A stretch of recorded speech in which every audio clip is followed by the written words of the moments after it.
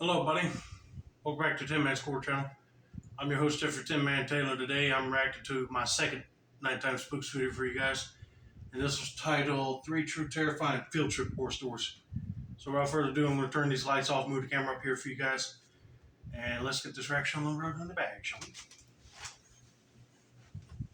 we? Okay, here we go.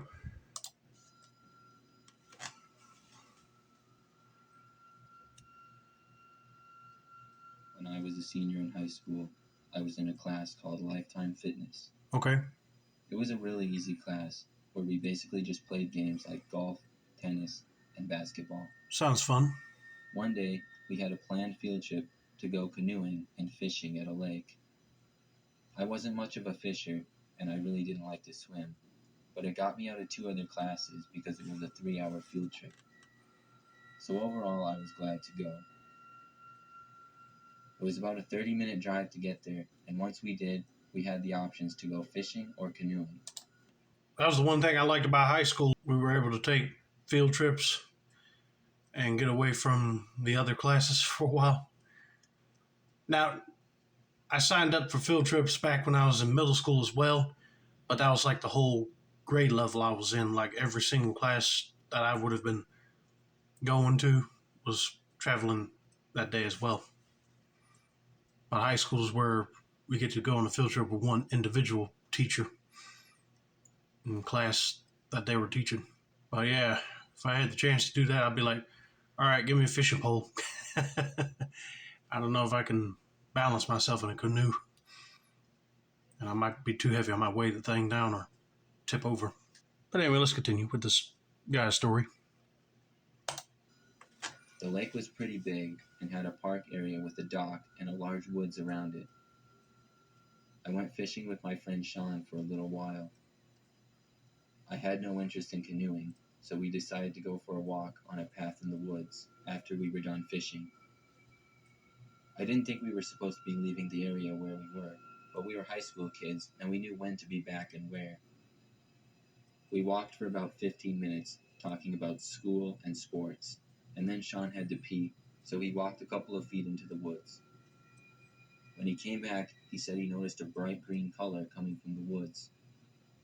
The woods was fairly thick, but when we went in and looked closer, we could see the green that appeared to be a tent.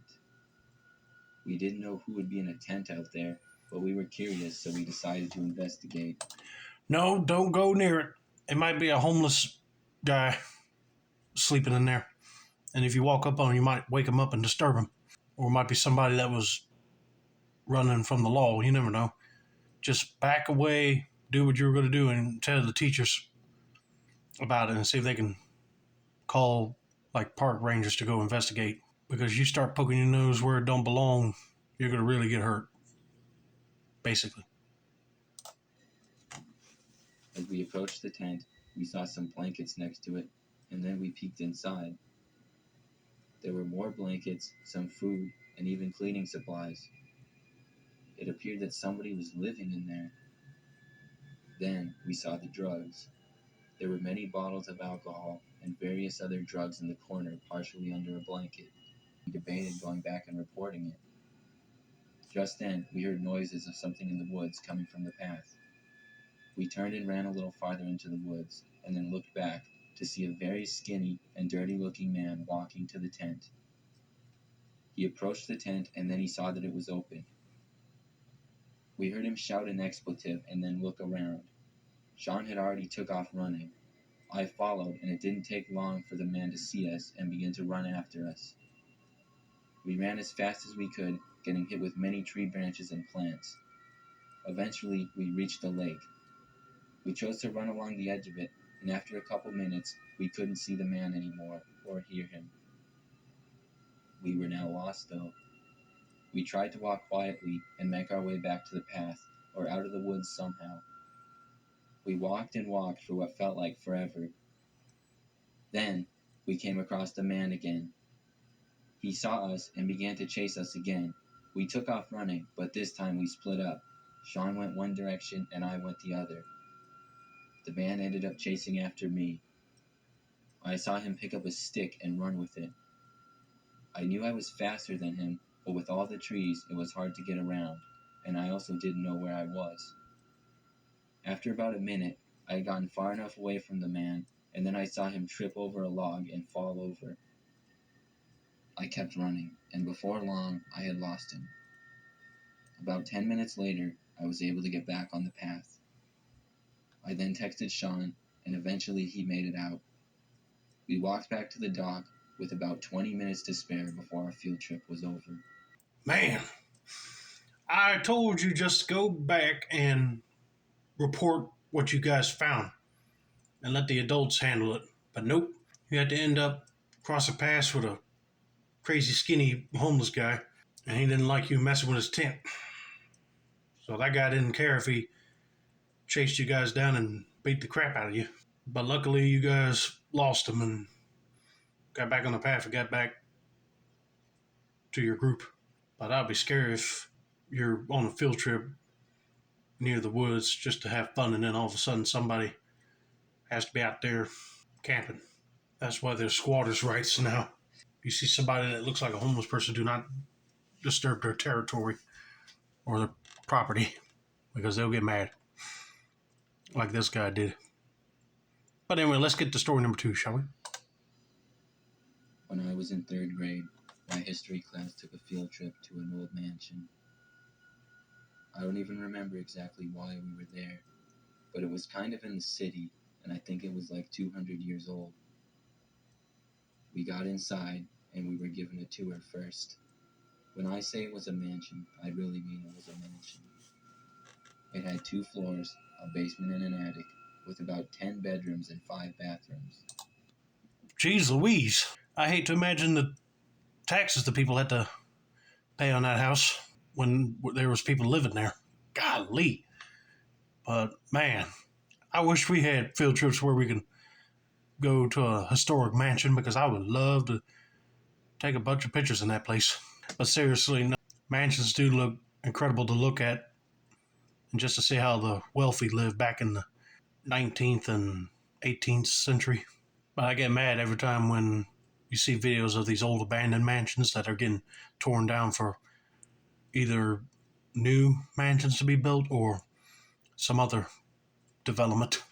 But if one of my old high school buddies said, hey, we're going to take a tour of this mansion, you want to come? I'll be like, heck yeah, I'm coming. It also had lots of other rooms, like a library, several offices and living rooms, and a large kitchen. There was about 15 of us in the class, and after the tour, they let us look around on the main floor. They weren't watching us that closely, however, and I wanted to see the upstairs again, so I just walked up there by myself when no one was looking. Once I got upstairs, I noticed the smell that old buildings have oftentimes. I began looking at the bedrooms.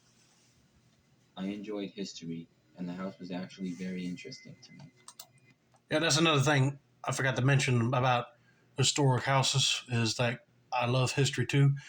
But I don't know if that was a good call on your part to just walk up the stairs with nobody knowing where you're going to check it out. Because if they say you're allowed to look on the bottom floor after the tour, then you stay down there. Because if you go up there, your teacher or one of the staff members running the house is going to be furious that you left up there by yourself. After looking at several bedrooms upstairs, I entered one on the end. I walked over to the window to see the view, but when I did, I heard a noise coming from the closet. I was a little confused and looked over at the closet. It was a really old closet, and I didn't know what would be making the noise, so I started to open it, but then I really got the creeps, and I decided to leave the room. I began to walk back out of the hall, and when I did, I heard footsteps coming from the room. I turned around, and what I saw was a man standing in the doorway of the room, staring at me. He was wearing a black shirt, gray pants, and just stood in the doorway and gave me a creepy smile. I turned and ran as fast as I could down the hall, downstairs, and back to the group. I don't know who that man was, but I really don't want to know. Yeah, I don't know if I want to know either. Either somebody who was up there working as a reenactor or just some house worker, or it might be the ghost of the former owner of that place. You just never know. But thankfully, when he got down back with his group, the teacher or any of the staff members didn't even say nothing, so that's good. But I still would have nudged the teacher and tell him what he saw. But he probably just passed it off, be like, "Oh, there's probably somebody that works here." That is creepy. I seen on them ghost shows all the time where people take tours of historic places. They get shoved, or they actually see a shadow figure moving by, or somebody that's in period clothes, but they don't have nobody looking like that there. And when they do research, it turned out to be the same people from back in the old days. That is always creepy and gives me chills up my spine every time I hear that. Old historic places ain't no joke. You never know, the ghosts of the former residents are still haunting it. When I was a freshman in college, I had to take a geology class. For the class, we went on a field trip for extra credit. I'm not the best at science, so I figured I should go on the field trip to boost my grade a little. We went to a park that I guess had many different kinds of rock formations or something. It was an old park, and the professor gave us all a little checklist with a worksheet, and after briefing us for a few minutes, sent us out to complete the worksheets. There was about 20 of us in the class, and the park was pretty big, so we all spread out. I went with my friend John, and we decided to go far out to fill out the worksheet. We went up a hill and over some rocks and started working. We were actually able to complete it pretty quickly, as it was a pretty easy assignment. After we were done, we decided to explore a little. We walked for a few minutes and then came upon a large man that was walking down the trail. He approached us and told us that his friend had passed out and needed our help. He said his phone was dead and we needed to follow him quickly. Without hesitating, we followed the man. He started to run, and so did we. After about 2 or 3 minutes of jogging, we came upon a little wooded area. The man stopped and said his friend was behind a tree. We didn't see anybody, however. We looked around for a couple seconds, but then to my surprise, I saw several men come out from behind the trees in all directions. They were all rather large, and one of them was holding a stick in his hand. The original man we were with then told us to give them our wallets and phones. My friend John told him no. A man then came up to John and pushed him to the ground. I tried talking to them, saying to relax. They then all began to yell at us. We were surrounded, and finally, I decided to give in and took out my wallet and phone and handed them to one of the men. John did the same. They then told us to walk farther into the woods. I knew we had to try to run away. I whispered to John to run when we had a chance. We were still surrounded, so I pretended to trip over a rock and fall to the ground. When I did, I acted as if I hurt my leg really bad. They yelled at me to get up, but I said I couldn't, and they started to walk closer to look at me. At that point, the attention was taken off John, and he turned and ran, and I got up and ran between two of the men. It was pretty close, but I was able to escape. They all began running after us then. We ran as fast as we could. We ran, and we could hear the men behind us the entire time. Finally, we approached the hill we were originally at. We then started yelling, and the men had stopped chasing us. We got back to the group, but the men still had our phones and wallets. After reporting the incident, they were able to actually track my iPhone to an old house, and two of the men were caught. It was the scariest field trip memory of my life. I'll say that's a scary field trip memory. If a group of men showed up with a stick and they're demanding for your wallet and phones, don't go like, no, and try to act all cocky, because then they'll push you down the ground like these guys did to them boys. And demand that you give it to them, or else. But luckily, they were able to track where his phone was at and arrest 2 of the guys. But man, I hope they capture the other ones. But anyway, I hope you guys enjoyed this video. Don't forget to like, subscribe, turn on post notifications for more nighttime spooks content like this. This has been another successful installment of the Tin Man Score channel. I'm your host, Jeffrey Tin Man Taylor, and I said that's a wrap, and have a nice day, y'all.